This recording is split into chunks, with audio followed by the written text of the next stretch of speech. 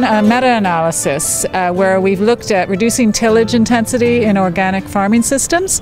So this was really to see whether there's the potential for organic farmers to use their plow less, because we know there's some negative impacts of too much tillage in any farming system. A meta-analysis is really a technique where you try and gather up results from many studies on your specific topic area.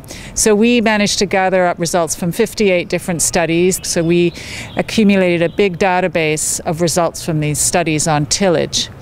And the objective really was to find out about yields in organic systems when tillage is reduced, and also weeds in particular, because there's a perception that if you reduce tillage in an organic farming system, you're going to have more problems with weeds, and those will affect your crop yields. In general, the reduction in yields is just about 7%, and it seemed to depend partly on the type of tillage system used.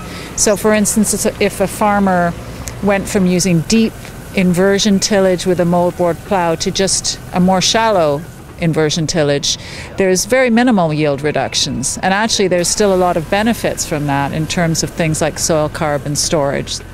For some crops, they're more suited to reduced tillage systems than others. Particularly cereal crops, for instance, don't seem to suffer too badly, and like lay crops, cover crops in a reduced tillage system seem to do fairly well still. We found that the sandy soils, the lighter soils, are actually more difficult to implement the reduced tillage because they tend to suffer from more compaction, and if you're using a reduced tillage system, you don't really have the tools to address that compaction mechanically.